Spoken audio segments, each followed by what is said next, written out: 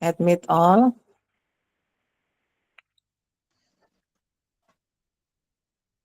Siapa yang belum di-admit? Ya, hari ini kuliah BDA, Big Data Analysis, Magister Sains Data ya.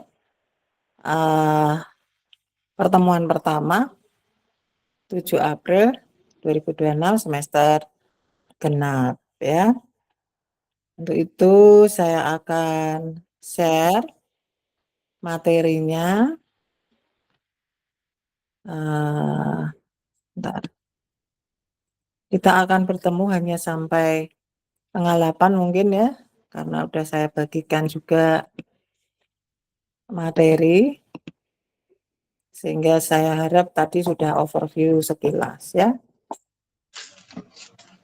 Oke, kemudian kita lihat ini materi yang sudah 3 tahun berlangsung, tapi kemudian saya update ya. Saya update, kemudian supaya teman-teman lebih fokus dan saya juga memperbaiki pembelajaran begitu ya. Seperti biasa dengan saya itu biasanya apa sih yang mau dicapai satu semester ini, begitu, dan dari pengalaman sekian semester yang lalu itu mahasiswa bisa AI dan BDA itu tugasnya saling beririsan. Supaya apa? Supaya mahasiswa bisa menghemat waktu tapi juga bisa fokus, juga ada yang terlibat proyek sehingga yang bagian proyek juga bagian dari penugasan. Nah, ini sekarang nggak ada yang di proyek sehingga perlu lebih variatif ya, begitu. Nah, seperti biasa nanti teman-teman bisa klik di bagian ini ya untuk RPS-nya. Seperti biasa rancangan pembelajaran semester menjelaskan tentang isi dari kuliah.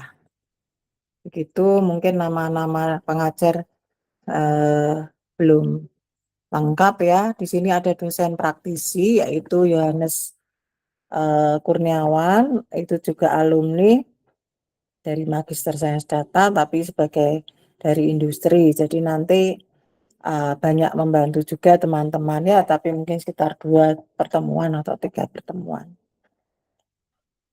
Nah, ini mungkin teman-teman bisa baca sendiri ya bagaimana apa itu konsep dasar tentang big data. Nanti kita lihat kenapa ada istilah big data, how big it is data, called as big data. Ya, jadi seberapa besar sih gitu ya, sehingga perlu ada keilmuan dan peralatan perlengkapan tambahan untuk mengolah data yang dimana sekarang data versi digital semakin besar. Jadi kalau diolah dengan statistik, tadi Mbak Evi cerita dari statistik begitu, sehingga mengambil S2-nya data science, nanti mau alih profesi ya, data scientist di daerah timur belum berkembang, teman-teman bisa membuat pengembangan data scientist untuk di wilayah timur begitu ya. Mas Harveli sebagai pengajar di sana katanya ya melamar di sana ya, nanti bisa membentuk suatu kelompok ya data scientist wilayah timur dari kuliah ini ya. Oke, seperti biasa kita punya capaian pembelajaran itu ada 8. Menurut sistem kita dapatkan ada 3. Mahasiswa bisa mandiri dalam pekerjaan bidang data ya, mengolah, mempresentasikan ya toh,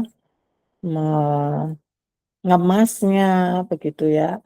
Nah, ini jantungnya di kuliah data science sebetulnya ya, big data analysis begitu. Ya, karena data tidak sekedar data tabular, tapi ada data yang sifatnya gambar, suara, yang time series dan seterusnya.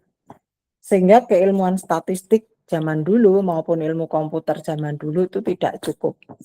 Maka muncullah pengembangan dari ilmu komputer yang dulu dan statistik masuk di data science, gitu ya. Jadi munculnya data science itu ya karena perkembangan data. Data science itu bahasa Indonesianya ilmu data. Ilmu bagaimana mengolah data itu data science. Ya. Kemudian merepresentasikan itu di perangkat lunak atau software. Ya, itu CPL 3. Nah, skill apa yang harus dipunyai oleh mahasiswa lewat kuliah ini? Nih, ngambilnya kok nggak kelihatan ini ya. Apa namanya? Yang di bawah ini nggak kelihatan. Jadi teman-teman bisa lihat ini. Jadi ketika kuliah yang perlu teman-teman cermati ya, atau refleksikan, aku dapat apa ya gitu. Saya kadang-kadang juga, saya kuliah ini kok udah BDA 6 tahun tapi kok ya masih belum paham benar ya, karena hanya 2 pertemuan atau kemudian sampai 3 pertemuan, habis itu dengan dosen yang lain ya, sehingga enggak banyak paham secara garis besar, apa namanya, secara ini apa dalam begitu. Ya, kemudian capaiannya, skillnya ya.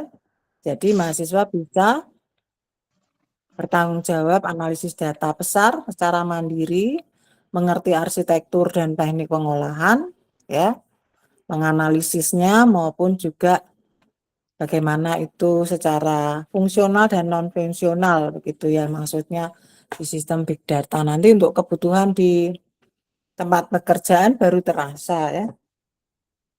Contoh sederhana yang menarik ya, di liburan kemarin itu Pak Surya membantu untuk orang yang bekerja di rumah sakit tentang lembar-lembar BPJS.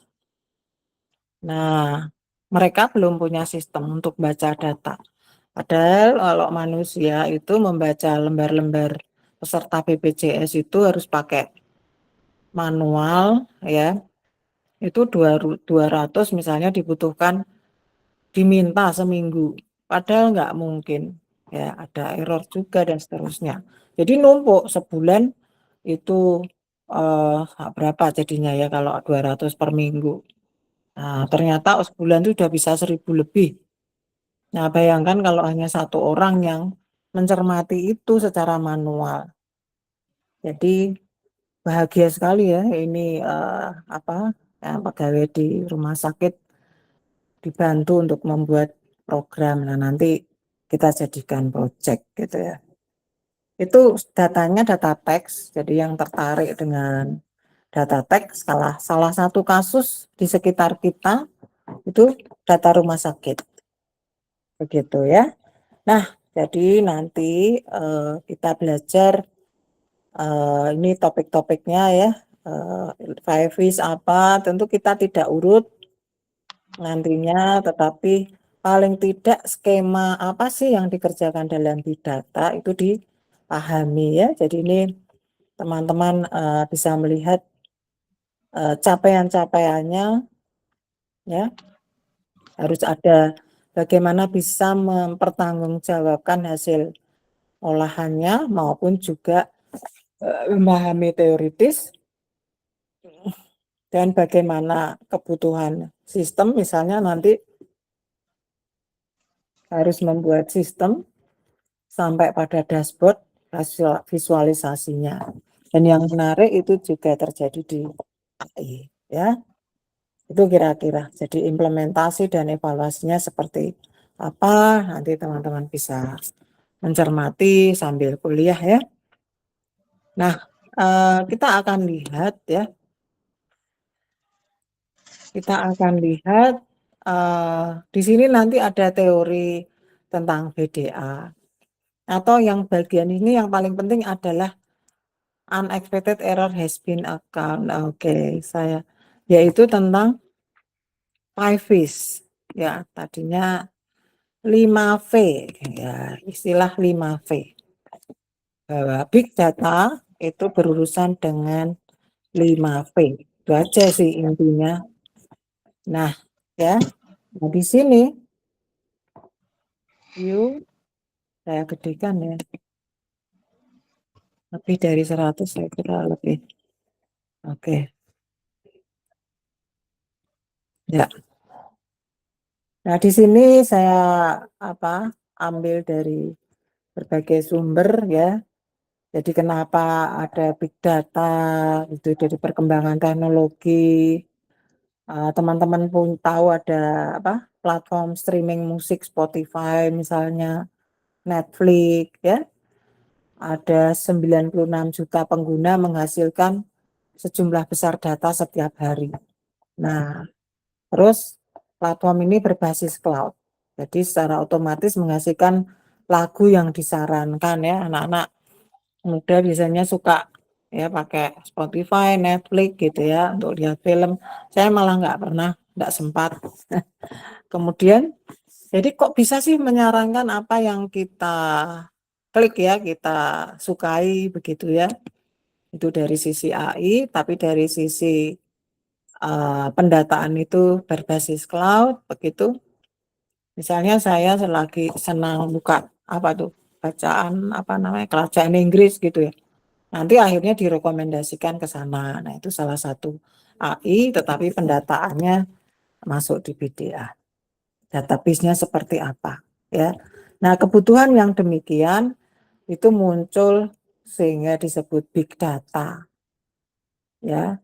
Jadi datanya itu tidak bisa disimpan, diproses, dianalisis dengan alat tradisional. Apa tadi? Alat tradisional itu ya ilmu-ilmu statistik yang kita gunakan, matematika yang kita gunakan, yang sebelum ada istilah big data begitu, ya tidak cukup.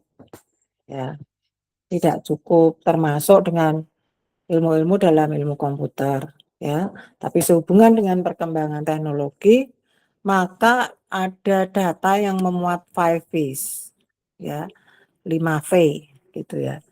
Dulu 3 phase, perkembangan data 4 phase, sampai terakhir 5V. Ini tahun 2023 saya buatnya. Saya belum menelusur lagi istilah ini apakah sudah cukup secara general menjelaskan tentang big data. Apa itu? Yaitu volume, velocity, variety, veracity, dan value. Ya, volume ya data bervolume besar. Ya, nanti kita berarti yang disebut besar tentang ukuran itu kita akan lihat ya seberapa besar dikatakan big data. Kemudian velocity ya datanya harus diproses dengan cepat ya. Misalnya dalam kedokteran pengambil keputusan harus mengolah data pasien sekian banyak di rumah sakit oleh hanya seberapa sedikit dokter begitu ya, tapi pasiennya banyak.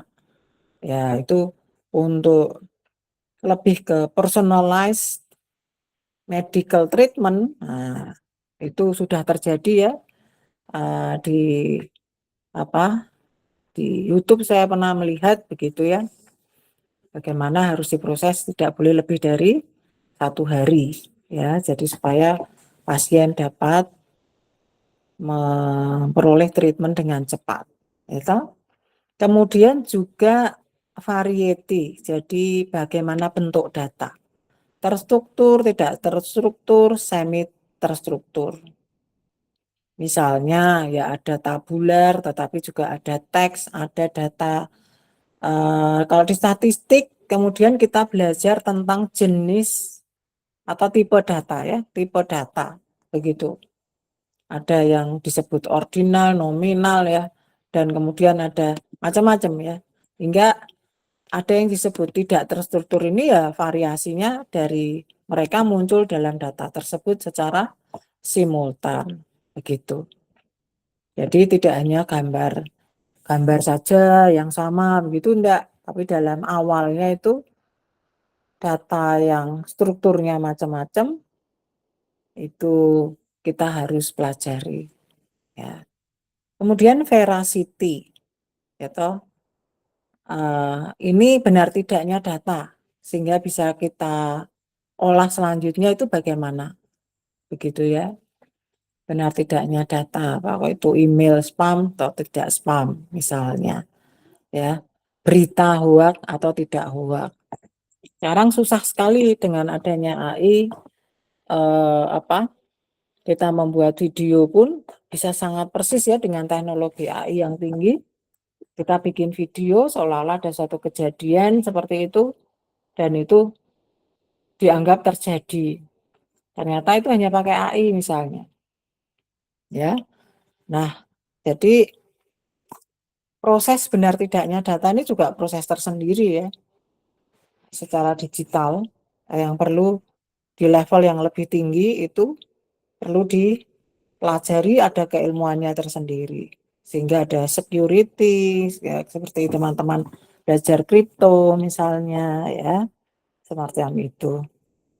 Kemudian bagaimana nilai-nilai dalam data yang besar. Ya, ini ada gambaran tentang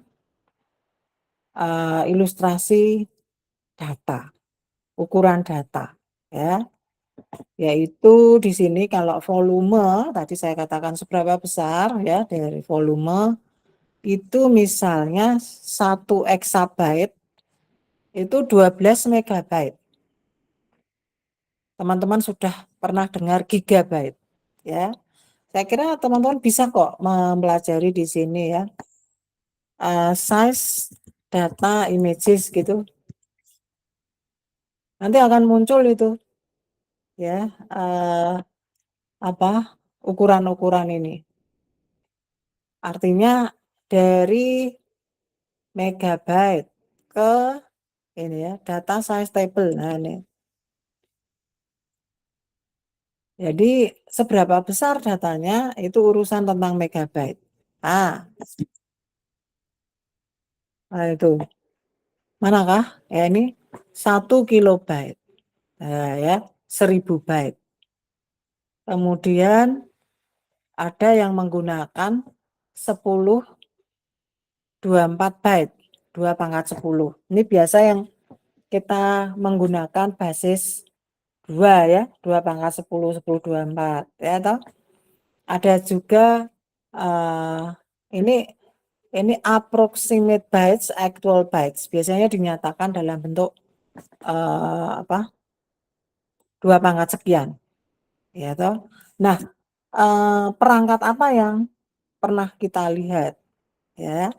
Ya misalnya foto digital, ini tentang ukuran foto digital, terus ini DVD, terus kalau hard disk tuh sampai berapa ini ya,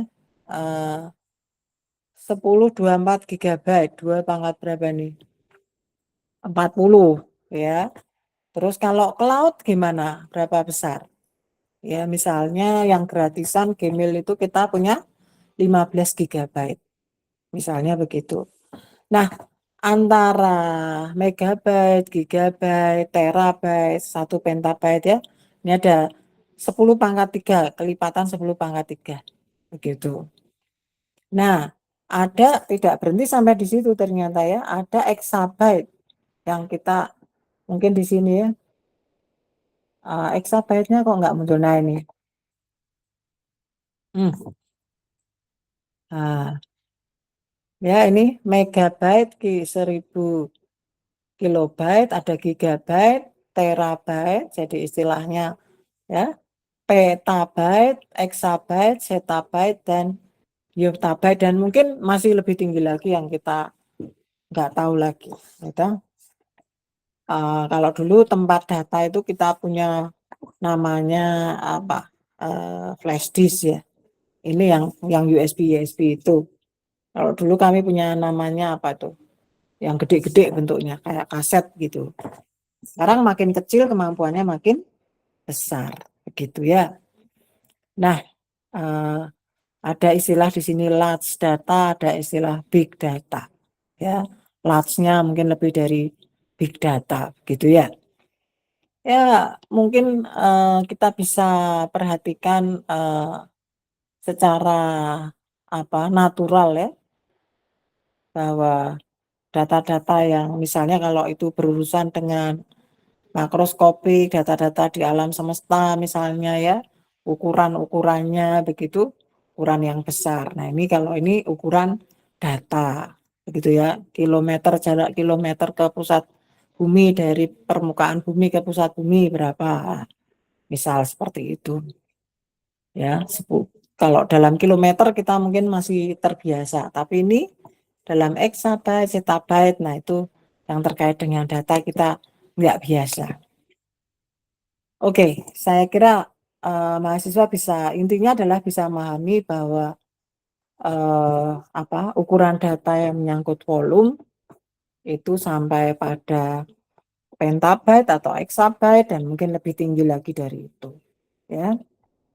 Nah, juga contoh tadi yang velocity tadi ya, tadi saya sebutkan tentang data pasien perlu tindakan cepat, ya. Kemudian juga variety tadi ya, data terstruktur tadi yang antara tabular dengan bentuk yang seperti ini ya. Kalau datanya gambar misalnya, jadi ini masih sedikit terbedakan dalam bentuk 2 klaster, tapi mungkin bisa juga yang campuran begitu ya. Oke, sehingga bagaimana sih mengklasterkan untuk data yang seperti ini misalnya? Ya kalau ini dibedakan dengan ditandai warna misalnya, ya kan? Nah, nanti ada data-data yang lain, teman-teman bisa bekerja sama atau melihat bagaimana mengolah data. Oke, kemudian bagaimana data dapat dipercaya atau tidak tadi, veracity ya, kebenaran data perlu ada pencermatan khusus begitu ya. Mungkin perlu perangkat atau algoritma yang mengindikasi data itu benar atau salah ya. Kemudian value misalnya ya, value ini deteksi virus, perlakuan benar, biaya yang menurun ya, kalau tentang terkait dengan deteksi virus begitu, contoh ilustrasi yang terkait dengan pengolahan data ya, COVID misalnya seperti itu, bagaimana nanti pengambil keputusan terkait dengan data COVID yang berkembang pada masa COVID waktu itu terhadap pasien ya, perlu diolah. Oke, saya kira dari penjelasan ini teman-teman boleh ya melihat, oh ini sudah saya tulis di sini, dan kemudian apa hubungannya gitu ya. Diktat ini saya tulis kepada mahasiswa yang waktu mau workshop Python gitu ya, supaya kenal data science. Jadi ini ada hubungan big data, data science dengan Python. Kenapa kok Python begitu ya? Nah, kemarin Mbak Agatha bilangnya Python itu sederhana, bahasa yang sederhana. Udah 3 kata itu dia. Jadi saya sampai hafal. Ya, dari perkembangan keilmuan bahasa. Jadi Python itu salah satu bahasa pemrograman ya. Nah, kalau kita lihat bahasa pemrograman itu ada banyak language programming images. Nanti ada banyak, ada C, ada macam-macam ya. Nah, language ya. Nah, nanti ada JavaScript ya, PHP, Ruby, MATLAB ya. Prof Didit biasa pakai MATLAB, tapi sudah mulai pakai Python juga, lebih enak mungkin ya dia rasakan. Ada juga yang Maple, banyak sekali ya. Kami dulu waktu S2 itu Fortran misalnya ya, begitu ya, ada C juga begitu ya, C dan Fortran. Nah, sekarang kami sudah lebih dari 20 tahunan dari S2, jadi bahasanya udah beda, jadi sama-sama belajar karena bahasanya beda begitu. Jadi nah, apa menariknya Python ya? Nah, Python ini didukung oleh platform yang bagus kemudian dan framework untuk proses bantu menganalisa data secara sederhana dan efisien. Keuntungannya apa? Open source, komunitasnya besar, ya toh. Platform apa ini? Komunitasnya besar, aplikasi yang multiguna. Kemudian ada koleksi modul atau library atau pustaka, kemarin Mbak Agatha bilang begitu, atau mudahnya saya sampaikan bahwa library itu sekumpulan coding-coding yang kemudian menjadi satu kebutuhan khusus begitu ya. Kumpulan coding yang kita tinggal manggil terus kita bisa fungsikan. Nah, itu yang disebut library, ya kan? Oh, kalau butuh apa numerical gitu ya.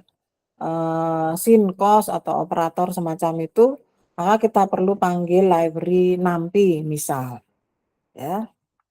Oh, kalau ingin gambar, oh Matplotlib misalnya begitu. Ya itu jadi ada paket-paket ya disebut subpaket apa bahasa. Ini contohnya ini ada SciPy, NumPy, Matplotlib, Pandas ya. Itu dan scalable. Nah, nanti kita akan banyak bicara soal scalable, saya beri contoh ya. Jadi juga ini paling disukai karena kemudahannya dan sederhana itu udah scalable karena dia itu bisa apa ya terintegrasikan dengan teknologi yang sedang berkembang dengan mudah gitu ya. Saya baca mengikutinya di YouTube ya. Kenapa toh Python ada hubungannya dengan Flar enggak gitu? Enggak juga. Nah, ular Python kan ada toh. Itu enggak juga ya. Jadi saya lupa kisahnya ya. Ini hanya orang ketika mau nyiptakan Python tuh dia asik makan terus yaudah namanya Python gitu. Nggak ada hal khusus yang cukup mudah bisa diingat kenapa sih namanya Python. So ya jadi sederhananya Python ini bisa uh, mengikuti teknologi yang berkembang. Jadi dengan berbagai bahasa mesin begitu ya. Itu dia yang lebih mudah diakses ya, lebih mudah menyesuaikan gitu, makanya disebut scalable ya.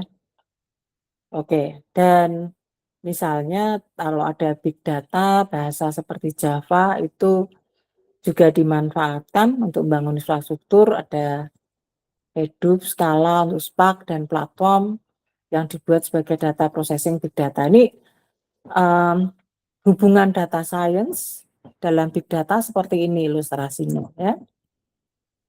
Jadi kita dalam data science itu ada pengolahan data tentunya ya, di proses pengolahan data dan dengan adanya Python ini berdiri sendiri, tapi sudah ada bahasa lain yang sudah berkembang gitu ceritanya. Ada Java, ada Scala. Nah, ini ada platform-platform ya. Platform di sini Java ini punya yang disebut framework gitu ya. Hadoop, di sini juga ada Spark begitu, yang di mana kemudian Python ini bisa berintegrasi dengan mereka. Nah, ya bahasa yang lain. Jadi ini bahasa yang baru, ini sudah ada dan mungkin bahasa-bahasa yang lain. Ada C, ada Fortran sekarang udah kalah begitu ya. Industri-industri yang pakai Fortran ya udah ketinggalan zaman, harus bongkar pakai teknologi yang baru. Itu kira-kira ya. Jadi ini juga ilustrasi ya perkembangan pemanfaatan Python itu masuk di sini kita membuat APIs namanya ya. API. Nah, nanti gimana itu bikin API ya, Application Programming Interface. Nah, itu juga harus belajar. Semoga di sini diajarkan ya sama Pak Surya. Begitu mengintegrasikan Python dalam Hadoop dan Spark itu dengan membuat API. Ah, itu apa ya? Nanti sabar. Nah, jadi catatan selanjutnya itu ada penjelasan tentang framework ini. Ya, framework dalam pengolahan big data. Nah, nanti saya, berikan, mahasiswa bisa baca, kenapa sih tadi ada perlu framework ini, begitu ya. Nah, kita masuk di sini, ya. Di dalam, big data, prosesnya, ya, proses itu kan teman-teman udah belajar machine learning nih semester lalu ya. Nah, pernah ngolah data nih dengan machine learning, gitu ya. Yang penting, tool-tool dalam machine learning itu algoritmnya kita pakai, begitu ya.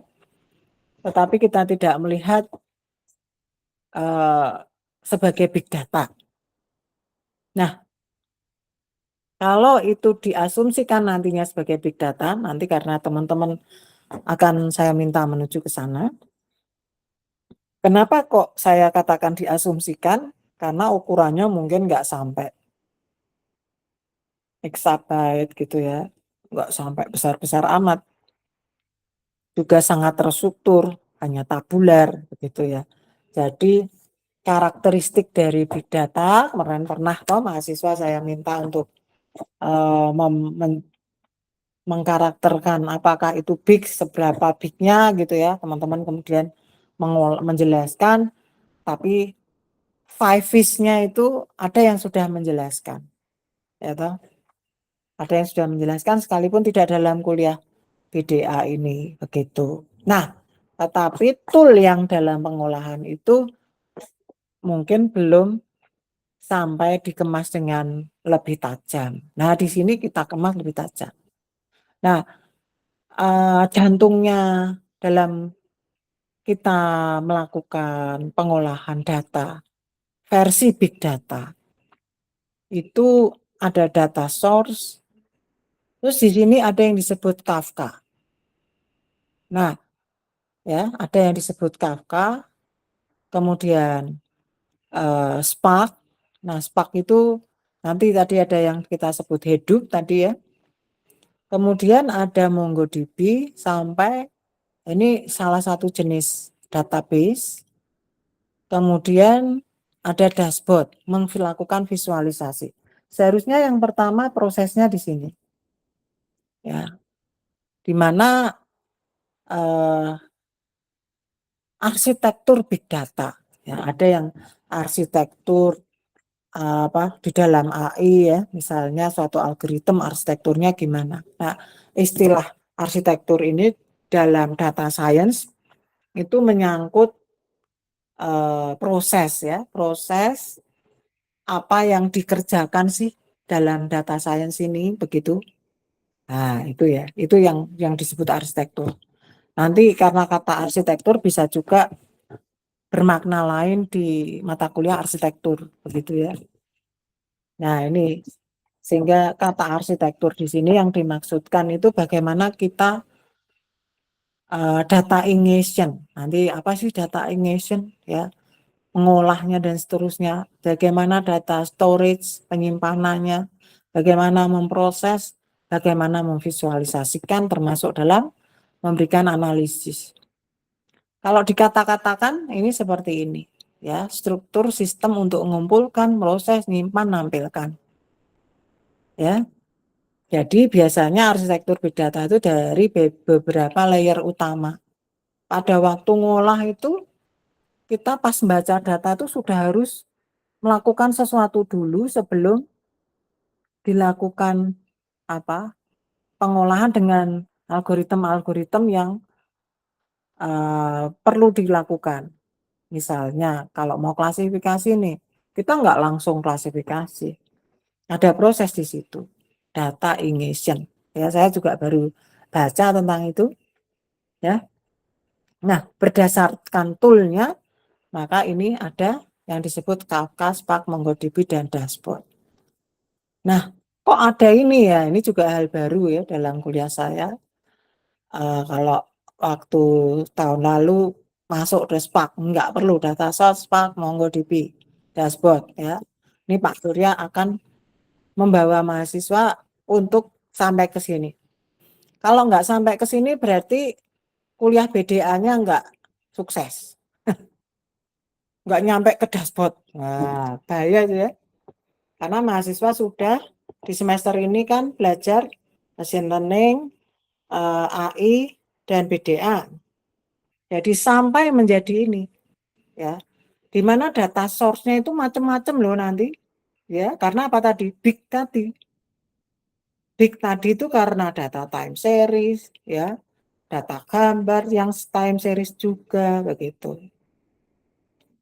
Nah, Apache Kafka atau Kafka ini ya, itu sistem untuk mengalihkan data secara real time. Jadi ada perangkat atau tool ya saya katakan yang bisa mengalihkan data secara real time. Kenapa perlu begitu? Ya, kalau tanpa Kafka, ini contohnya data real time dari sensor ya. Teman-teman nanti mungkin perlu ya sekalian belajar membuat sesuatu perangkat dengan sensor harus beli ini ya, sensornya murah-murah. Terus pasang sendiri, nanti Pak Surya membimbing dari online, dan nanti alatnya kalau berjalan nanti langsung terdeteksi oleh Pak Surya di Salatiga, sekalipun Mbak Evi tadi di Makassar misalnya, sensornya dibuat terus jalan. Nah, nanti contoh sensor adalah saya coding gitu ya, bilang random misalnya, dan kemudian berjalan apa yang dilakukan. Nah, si Kafka ini harus kita download ya, teman-teman dengarkan sambil mendownload. Tadi saya di collab itu sekitar 45 menit atau 1 jam ya lupa. Ya, jadi saya belum tidur sore. Download Kafka di collab, karena saya fokusnya ke collab, Pak Surya yang lebih ke Anaconda ya. Nah, kalau dengan Kafka itu katanya nih ya, setelah sensor, Kafka dulu baru Spark. Itu data disebut stabil dan scalable. Ya, data disebut stabil dan scalable.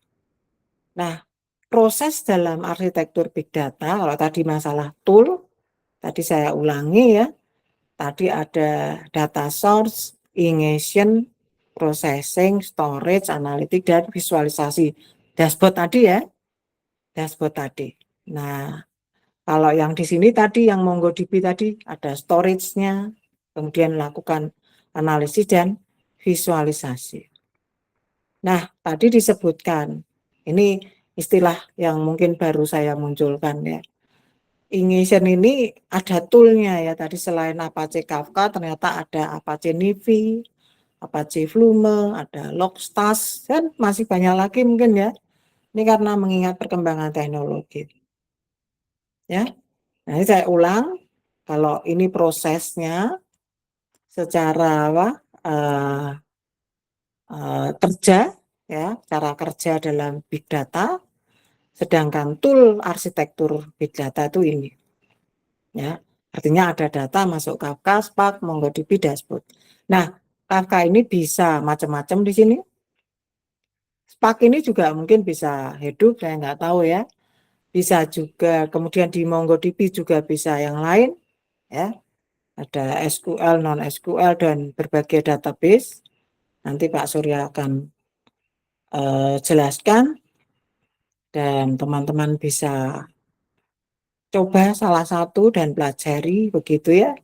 Jadi di big data ini yang menjadi jantung dalam pengolahan data itu proses ini dan alur arsitektur big data dengan tool ini. Jantungnya itu, saya katakan jantungnya adalah kalau tidak melakukan ini percuma dengan teori yang panjang lebar. Itu ya. Kemarin Agatha nyampaikan sebenarnya proses kuliah itu 20% teori, 80% coding. Nah, kalau nggak mudeng lakukan saja, ikuti saja, katanya begitu ya tadi saya dengarkan. Oh, begitu caranya belajar. Ya, karena sudah ada AI yang juga cukup membantu untuk menuntun begitu ya. Jadi teman-teman bisa belajar lebih cepat. Nah, sebelum nanti kita akan proses lebih lanjut ya, apa itu ini, ya, kenapa sih perlu ini, dan kenapa kalau tidak bagaimana. Tadi ada istilah lebih stabil dan scalable. Nanti secara detail saya tunjukkan sekilas ya. Oke. Nah, ini saya sudah pernah mungkin tunjukkan ke teman-teman ya. Kalau kuliah BDA zaman lampau, ini awal pertama saya belajar Python. Jadi waktu itu belum ada AI. Nah, ternyata sekilas banyak matematika yang dibutuhkan di sana untuk gimana tuh ngolah big data, ya, begitu. Nah, di belakangnya itu ada matematika, ya, sehingga saya buat buku ini teman-teman bisa lihat di Andi Offset, ya, termasuk ini mesin learning dengan Python, ya. Kalau pakai buku itu paling tidak baca isinya, tapi daftar isi urutan begitu ya. Terus matematikanya kalau dibaca-baca ulang bisa.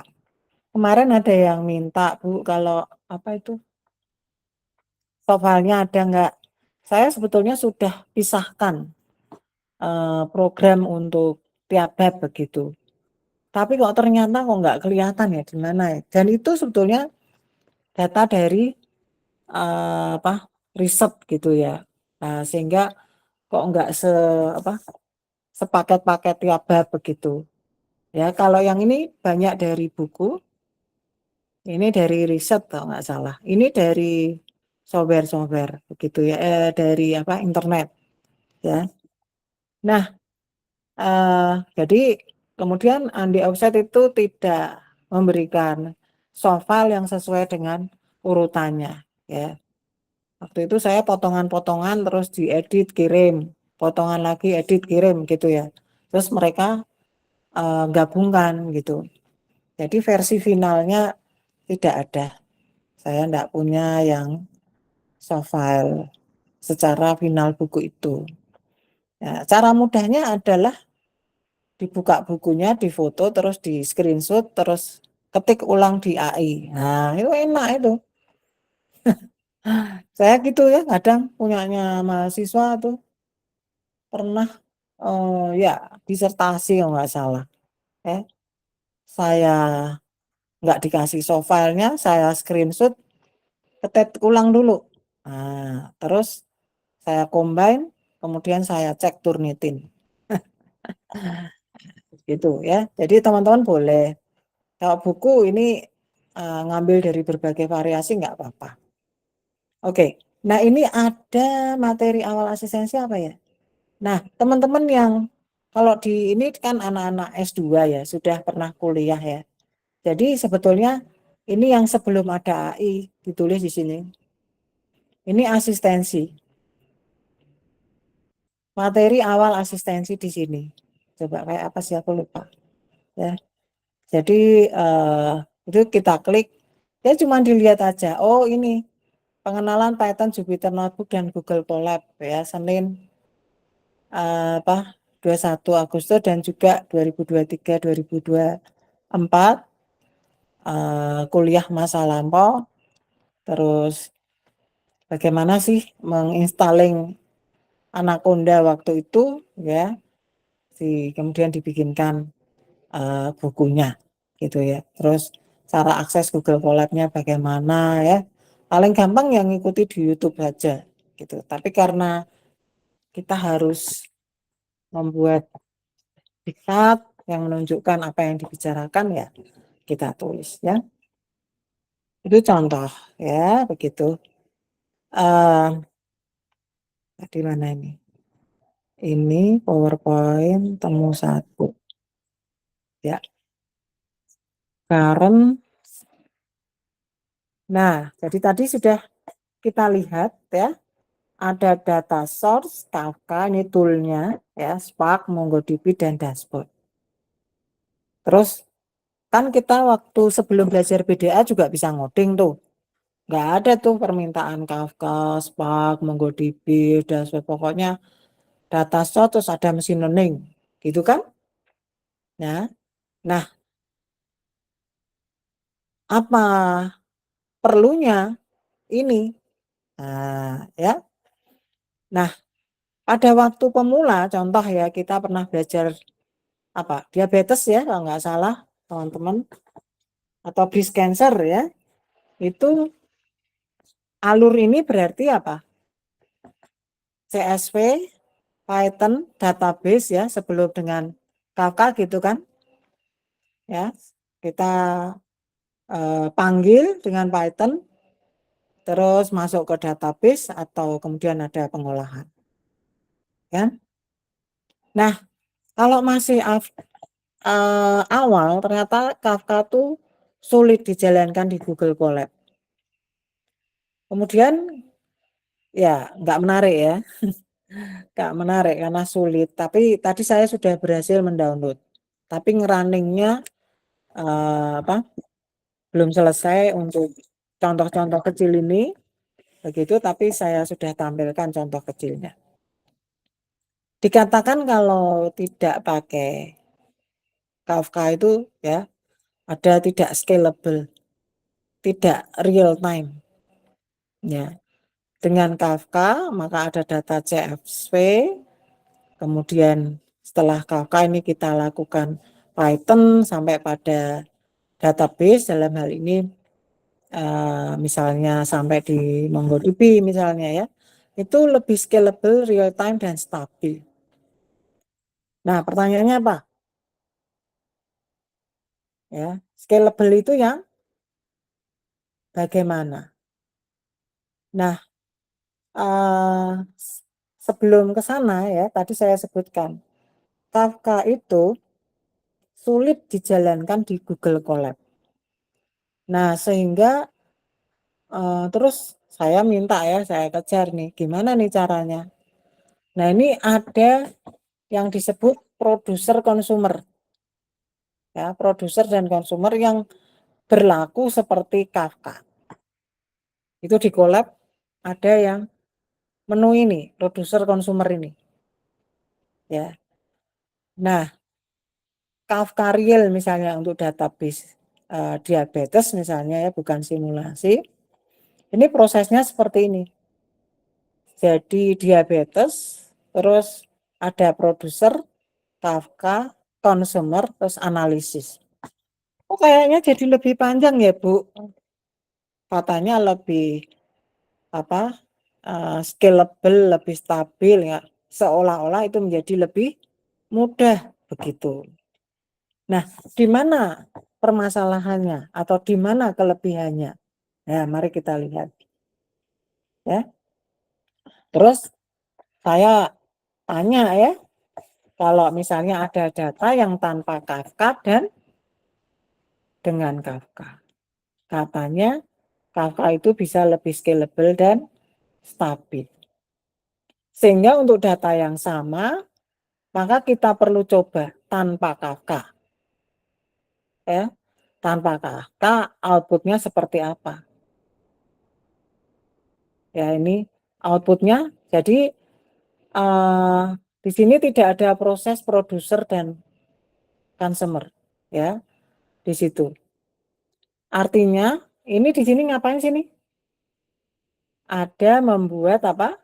Data random, ya, data random yang integer 0 sampai 100, ya. Ini kita lihat kalau masuk, misalnya karena random dari 0 sampai 100, masuknya 45 ya, itu nunggu 2 detik, muncullah si 45. 12 nunggu 2 detik, muncullah si 12. Jadi nunggu 2 detik. Masalahnya apa? Kan cuma 2 detik, Bu. Masalahnya adalah kalau datanya besar, maka tidak sekedar 2 detik. Ini kan nampilkan hanya angka random, integer antara 0 sampai 100. Ya. Jadi ketika mesin memasukkan 45, muncullah si 45 ini, itu butuh waktu 2 detik. Mesin yang ngukur ya, tidak saya. Jadi dikatakan ini contoh kecil sederhana ini itu menunjukkan ada waktu yang lebih panjang sehingga lebih lambat. Nah, kita pikirkan kalau untuk data yang tadi big 5 tadi, maka sistem masih berat ya. Kalau tidak scalable itu data tambah besar, sistem jadi lambat, crash atau backlog. Jadi ada yang pernah mahasiswa, wah ini komputerku crash karena proses di big data itu tidak dijalankan. Perlu ada tool untuk melakukan bagaimana dari data source sebelum diproses. Nah, itu si Kafka tadi. Ya. Jadi scalable artinya data tambah besar, sistem masih bisa menangani dengan baik. Ada semacam pekerja, makanya di sini misalnya tambah worker atau consumer, gitu ya, yang mencermati data itu. Mari kita lihat, ya. Tanpa Kafka ya tidak stabil ya. Masuk data sangat cepat, tapi ketika proses lambat. Ya, ini kan ada time slip 2. Ya. Data masuknya supaya cepat gitu ya, incoming ya di sini incoming 45 ya. Kemudian tunggu 2 detik karena memang diberi seperti ini ya. Kemudian diproses 45 proses 45, incoming 12 prosesnya 12, data harus nunggu. Ini masalah simulasi menjelaskan tentang Kafka ya. Artinya ada time slip ini maksudnya di situ. Nanti ada real Kafka ya. Jadi ini simulasi Kafka cara kerjanya seperti ini. Ini saya mikirnya gimana ya ngomong soal ini, saya enggak make. Nah, ini Pak Surya yang bertanggung jawab untuk memberi masukan. Ya. Kalau data sangat cepat dari I sampai 1000, sistem bisa freeze atau overload. Ya. Perhatikan, ini baru nampilkan data random maksudnya ya, contohnya. Tapi kita ingin nampilkan gambar foto begitu ya. Misalnya ketika ini ada tesisnya mahasiswa yang sedang ongoing dan sedang direview artikelnya, misalnya mendeteksi kendaraan Indonesia. Biasanya kan deteksi kendaraan itu sudah ada algoritmnya untuk ya dengan YOLO 12 kalau untuk mobil-mobil ya toh. Sehingga itu mobil, itu sepeda motor. Nah, sekarang Pak Surya memberi ide seandainya ada becak atau bentor gitu ya. Itu kendaraan Indonesia yang mungkin sudah tidak lazim, tetapi bagaimana itu memberi variasi algoritma yang berlaku di Indonesia dan sudah sudah jalan begitu ya, dan itu proses untuk mengload data kendaraan yang sekian banyak variasinya, ada orangnya begitu yang kalau lewat itu misalnya di situ ya, di mana di jalan raya yang smart begitu. Nah, kalau informasinya terlambat misalnya ini bisa freeze atau overload ya. Jadi sistemnya harus bagus. Nah, ini contoh yang paling sederhana ya. Kafka itu bekerja seperti buffer atau antrian. Ya. Jadi makanya ada istilah kue antrian ya. import trading. Jadi ini yang library tadi ya. Library tadi. Atau saya biasa nyebutnya fungsi gitu ya. Ya, yang berguna untuk mensupport apa yang kita butuhkan. Ya. Artinya sudah disediakan di Python di Colab. Ya. Nah, contoh tadi proses dengan Kafka tadi apa? Harus ada produser dan harus ada consumer. Ya. Nah, tadi uh, sama prosesnya, ya sama prosesnya, tetapi ada proses antrean, gitu ya. Mau ya atau bukan sama prosesnya, tapi sama dalam hal menampilkan data, ya data random, begitu, ya. Nah, mari kita lihat, ya. Ini kok masih nggak kelihatan ya perbedaan yang kestabilan dan kescalable-annya. Nah, ini makanya saya kok masih nggak nampak sih gimana sih itu, ya. Nah, ini tuh kasus yang sama tanpa Kafka, ya. Total time-nya terutama, ya, yang muncul dari proses ini kita time-nya dihitung nih. Ini ada nih start time, end time untuk proses ini. Itu 10 detik. Ya. Untuk penampilan data 0 sampai 100. Ya. Jadi data 1 diproses, data 2 proses, ya. Ini kemudian processing data semua harus nunggu. Nah, ini yang mencermatinya agak susah ya.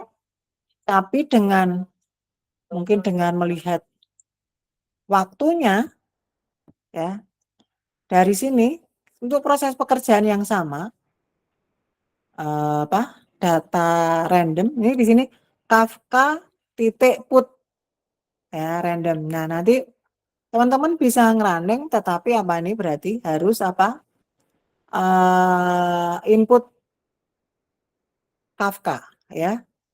Di tempat saya import Kafka.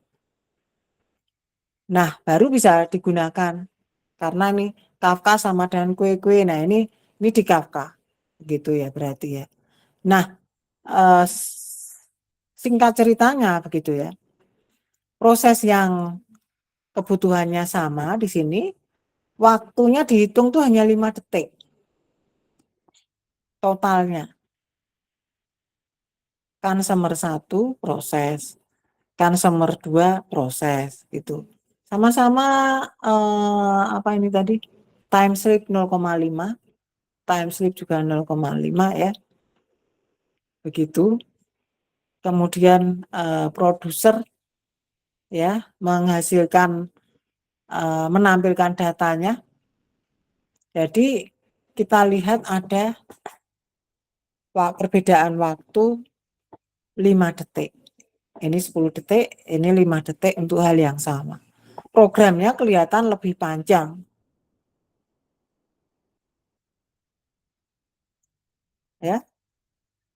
Nah, semoga dari perbedaan ini teman-teman bisa melihat kepentingannya atau cantiknya Kafka. Saya sudah mengcoding, ini kok lambat ini. Tapi ya, ini di summary ya, di summary. Bukti yang lebih jelas. Ya. Kalau ada 20 data gitu ya, tanpa Kafka, dikatakan satu worker. Karena tadi ada consumer, producer gitu ya. Yang dimaksud di sini itu apa? Yaitu tadi yang ada tanpa Kafka, maksudnya dalam memproseskan data. Kalau 20 data kali 0,5 detik ada 10 detik. Kalau dengan Kafka, sehingga ada 2 worker, 20 data per 2 worker, ada 10 data kali 0,5 menjadi 5 detik. Jadi lebih cepat, itu yang disebut scalable. Nanti kalau ditambah worker lagi, lebih pendek lagi. Ya, jadi artinya ada 4 consumer ya di dalam pengolahan data tadi. Ya. Nah, di dalam masalah real ketika kita ngolah data begitu ya, mahasiswa itu entah tambah RAM-nya atau apa lagi, komputernya kurang canggih gitu ya. Nah, sebenarnya masih ada hal yang lain selain itu, yaitu di sini ya, mungkin perlu proses ini tadi, ada Kafka atau saya menyebutkan buffering atau antrian data. Ya, dengan proses antrian tapi justru lebih pendek waktunya. Aneh ya. Karena mereka data itu tidak masuk semua secara simultan ya, tapi diantre ya, diproses sehingga lebih tertib begitu. Ya, kita bayangkan kalau datanya besar tadi. Ya, saya jadi terpikir yang data BPJS itu apakah sudah diproses seperti itu Pak Surya, tapi ini masih hanya baca data gambar begitu, terus di data PDF, maaf ya, kemudian ditampilkan hasil olahannya ya. Sudah, tapi karena mungkin dari sisi komputer udah mencukupi ya, nggak terpikir gimana supaya nggak crash misalnya ya, karena banyak ya diatur mestinya ya, setelah satu gambar tampilkan dan seterusnya ya. Nah, atau nampilkannya setelah terbaca semua. So, dalam hal ini berarti kan ada tambahan tool ya. Secara teknologi, tool ini menyangkut juga tool dari sisi software atau mungkin tool yang mendukung penggunaan Kafka. Jadi misal nih, tadi saya pakai Kafka gitu kan, nih pakai Kafka saya ikutin dengan ChatGPT misalnya, ternyata nggak cocok di Google Colab begitu. Itu artinya apa? Berarti ada perangkat yang lain yang perlu mendukung ini. Begitu. Ya. So, tapi kepentingannya tadi seperti ini ya, bahwa kita perlu Kafka atau perlu proses BDA tadi, arsitektur BDA tadi, supaya bisa lebih cepat. Nah, ketika mengcoding prosesnya menjadi lebih lama itu hal yang lain ya. Tapi bagaimana data diproses dari data source sampai dashboard ya, itu menjadi lebih cepat. Nah, alurnya seperti tadi. Oke. Ya, alurnya yang mana, Bu? Ya, tadi ya. Ini ya. Itu. Data source, Kafka atau any platform yang lain, Spark atau platform yang lain. Nah, kebutuhannya di mana nih kok ada Spark, ada. Nanti Pak Surya akan terangkan lebih detail. Apakah dari data source langsung ke MongoDB? Ada pernah ya, kalau nggak salah kuliah ya, masuk ke database langsung ya, begitu ya. Ternyata perlu alur ini supaya lebih scalable dan stabil begitu, dan real time ya. Nanti masih ada platform yang lain sudah pasti ya. Tapi untuk itu arsitektur dalam big data ini teman-teman perlu lakukan, tunjukkan, dan harus skillful. Ya, enak menipu ya gitu ya. Ya karena kita belajar big data analisis karena ini tadi ya proses arsitektur BDA-nya seperti ini. Jadi skill wajibnya mahasiswa, capaian wajibnya yang bersifat kompetensi dalam BDA itu proses ini. Ini adalah alur proses kerja, ini adalah alur arsitektur BDA dari sisi tool-nya. Begitu ya. Jadi yang menjadi target kita sekarang ini adalah bagaimana mahasiswa melakukan proyek yang tahun lalu atau semester lalu atau apapun yang teman-teman sudah pernah kerjakan dengan tujuan apa? Dengan tujuan lebih hemat untuk teman-teman bercerita, untuk teman-teman mengolah ulang, karena tadinya kan nggak ngerti BDA nih. Setelah ada BDA, bagaimana hal yang sama ya dengan terserah data yang teman-teman kemarin sudah ceritakan, begitu ya, masing-masing tentunya beda-beda dari eksplorasi sendiri. Arsitektur BDA ini dimunculkan. Wah, terus pencirinya di mana, Bu?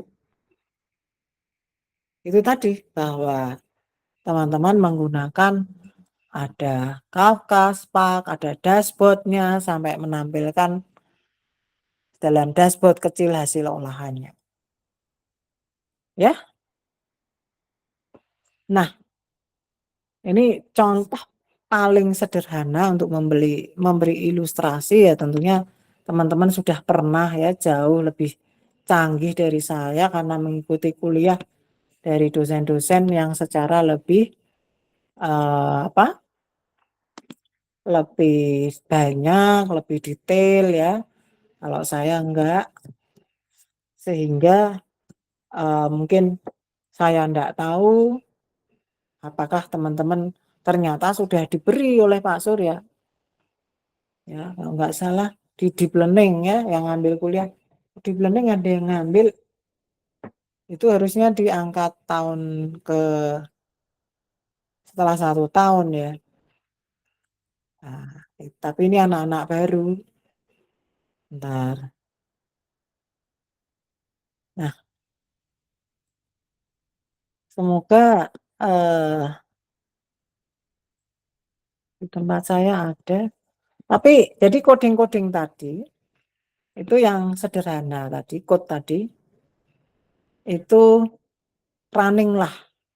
Ya, mungkin ada kebutuhan di sana sini yang perlu di-update ya dari collab ini ya. Tapi ini bisa buat sendiri kok. Saya nggak perlu ya. Ya ini contoh bagaimana sih yang disebut ingestion data gitu ya. Yang sebetulnya kita sudah tahu, sudah pernah mengerjakan. Nah, ini seperti ini proses ingestion tadi. Ya. Yang menampilkan begitu ya. Terus tadi untuk data yang baga proses masuk input data tadi ya.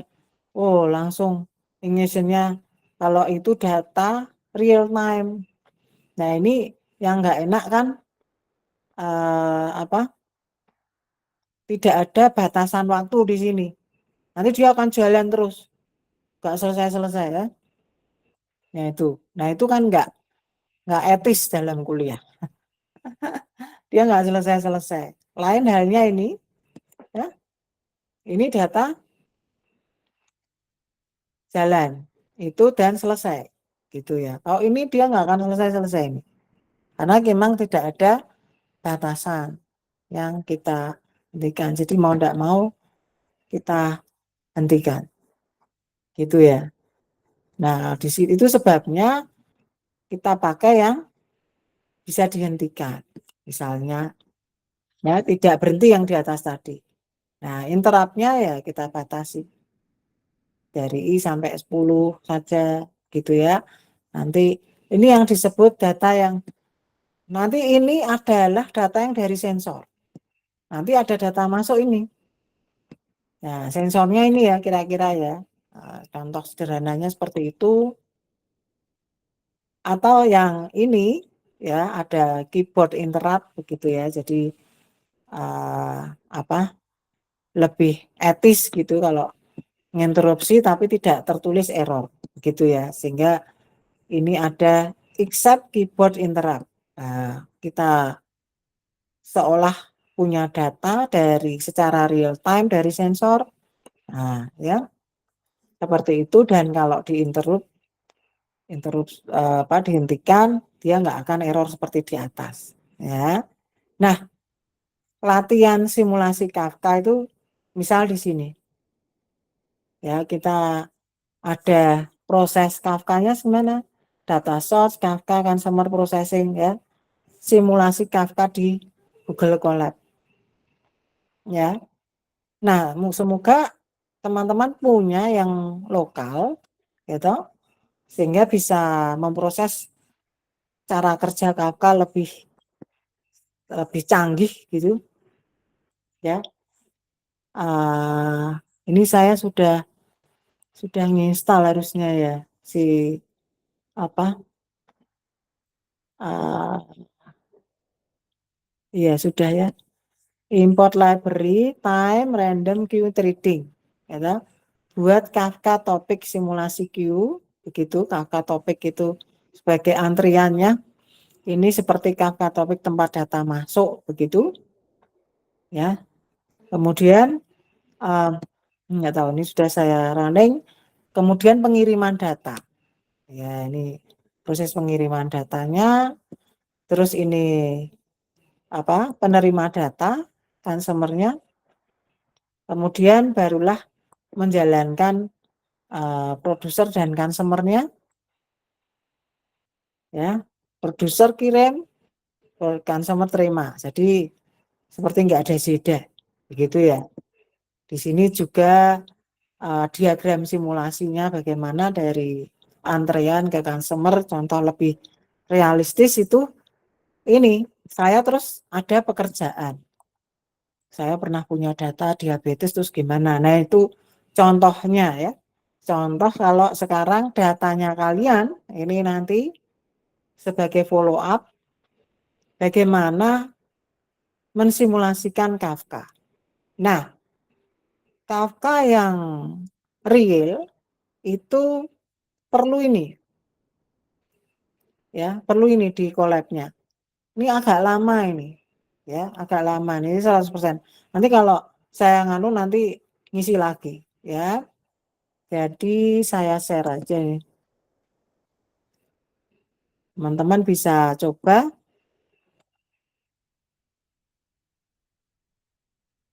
Nah, proses selanjutnya apa?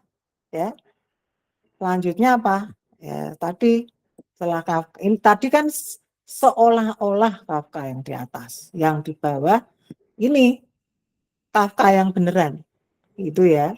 Tapi di atas itu hanya mau menunjukkan seperti apa toh Kafka itu, bahwa Kafka itu melakukan antrean, ya. Nah, terus kita harus ngekstrak. Nah, ini belum saya lakukan, itu ya, karena apa?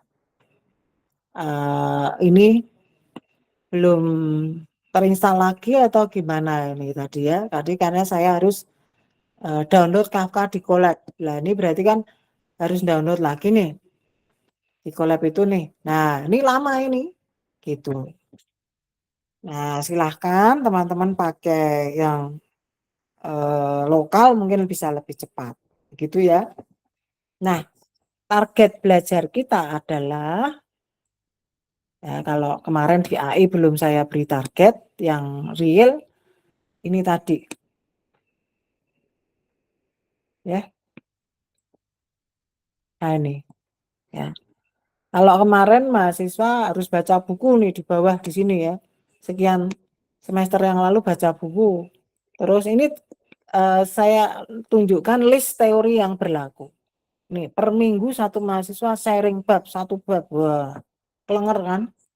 Tapi nanti skillnya jadi ketinggalan nanti kalau mahasiswa sharing apa skill codingnya ketinggalan. Nah, nanti kadang-kadang mungkin sebagai selingan teman-teman menengok saya, itu yuk tolong teorinya ceritakan.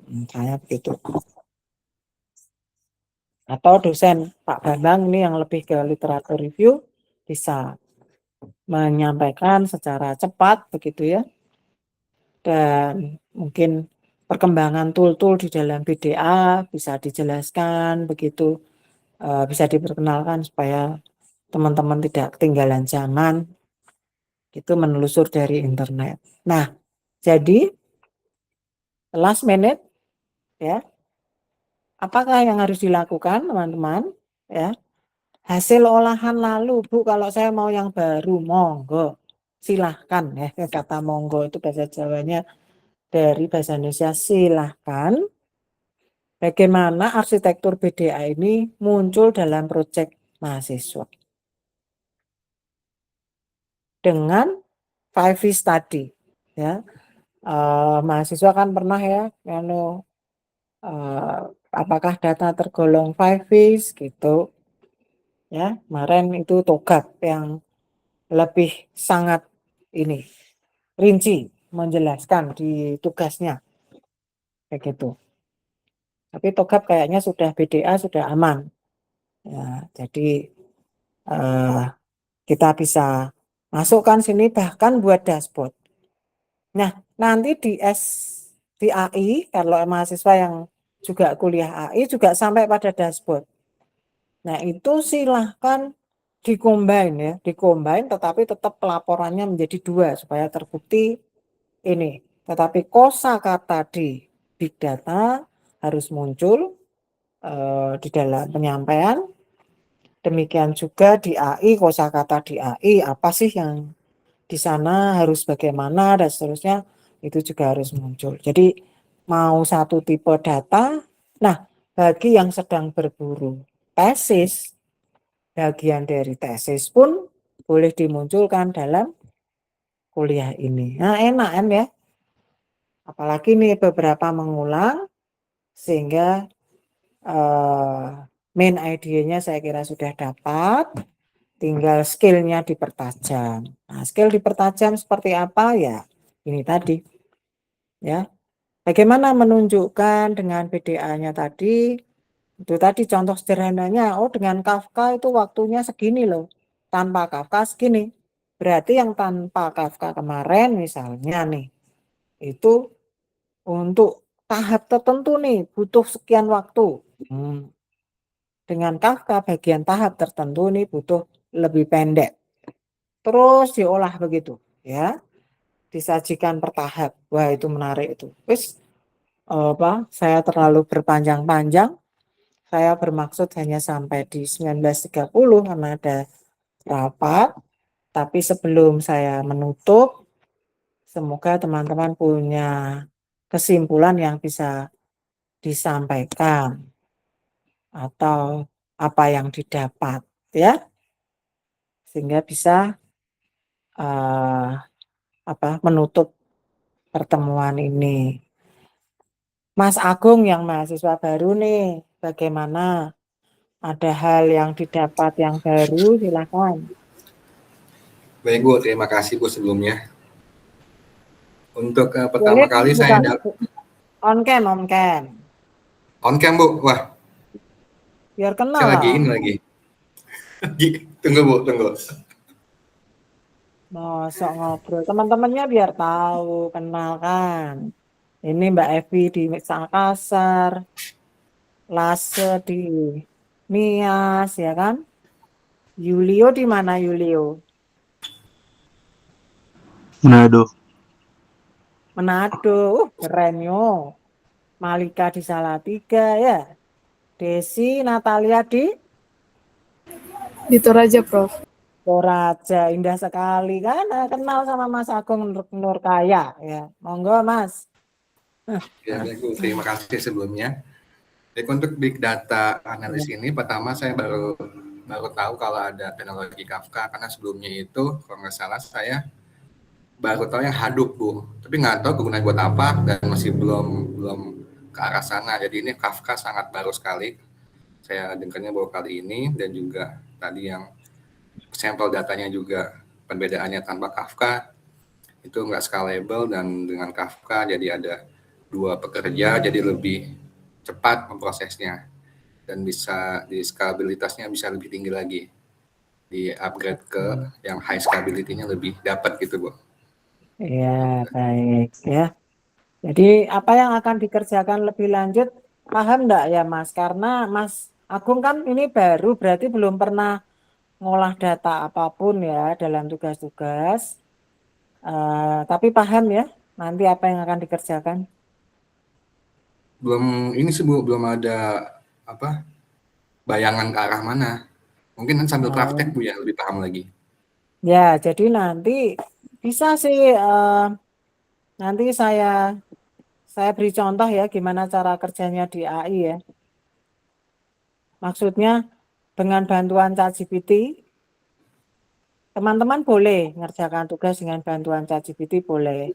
Jadi misal mana ini tadi punya saya. Misal ya, caranya berpikir atau caranya bekerja dengan cepat dibantu AI ya. Misalnya teman-teman kalau belum pernah mengerjakan data ya nanti sambil jalan ya. Berikan link data, misalnya kemarin adalah data diabetes gitu, PSV. Nah nanti karena pernah ya nyinggung hidup sedikit ya, nanti ada tuh kalau pakai hidup gimana, tapi jangan dulu ke situ. Ya, jangan dulu. Nah, nanti data diabetes ini uniknya adalah ada datanya ada apa? Yang enggak cantik sehingga perlu diolah ya. Atau data breast cancer begitu ya di mesin learning. Nah, saya juga punya itu. Ya, mau data yang lain boleh. Yang penting silakan ambil dari Kaggle ya. Nah, ini ada seperti ini. Saya bisa tunjukkan yang diabetes saya. Diabetes. Nah, nih. Diabetes cek ya. Diabetes. Nah, ini semoga ini ya, saya udah lupa. Ini adalah coding. Oh, harus dibuka lewat ini ya, lewat collab ya, harus ini yang ini lewat collab ya. Atau juga nah diabetes ya, nanti bisa harus dicek di drive berarti ya, supaya diabetes. Nah, ini open with. Tadi kemarin sudah install Anaconda belum, Mas? Baru di-download Bu. Sampai sekarang? Belum sih. Baru download dulu. Ada di drive mana sih, drive? Oh, ternyata collab notebook. Nah, contoh ya ini ya. Tapi ini ya, ini tentang lupa diabetesnya kok nggak ada di drive mana nih. diabetes. Kalau saya klik, maka dia akan menuju dibukanya tidak pakai, harusnya open with gitu kan. Tapi ini jadi seperti ini kalau diklik langsung, ya nggak boleh. Harusnya pakai Google ini, apa, Google Colab, ya. Nggak, DDA. DDA di sekian tahun yang lalu itu. Nah ini, ya, materi apa itu, terus database and fitting,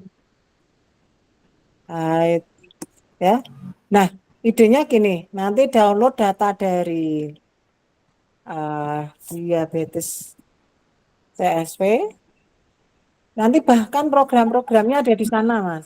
Ini di Kaggle mungkin ya, Kaggle. Nah ini, ya di download. Nanti sambil teknik pengolahan datanya di mesin learning, ini bisa belajar dari sini. Codingnya juga sudah ada, terus ini bisa di-download Mas datanya. Ya. Terus di sini bahkan sudah ada analisisnya. Ya toh, macam-macam. Nah, supaya pinter ya bisa bermain sendiri, silahkan di-download, nanti tanyakan kepada ChatGPT. Gimana sih saya pakai Spark, pakai itu. Tahap demi tahap, ya, kerjakan di sini. Misalnya baik ya. Bu. Ya, gitu. Nanti pasti ketemu kok, Mas, ya. Ini Oke, Bu. sudah ada catatan tentang data diabetes bla bla bla bla. Terus ikutin saja, langsung buatkan kode collab untuk load data dari link. Nah, terus ada misal ada analisis dan seterusnya. Nah, ini kita nggak akan tahu kalau kita nggak tahu teorinya. Misal isomap itu apa sih? Misal YOLO itu apa, nanti di deep learning gitu kan. Padahal sama-sama data yang sudah diketahui.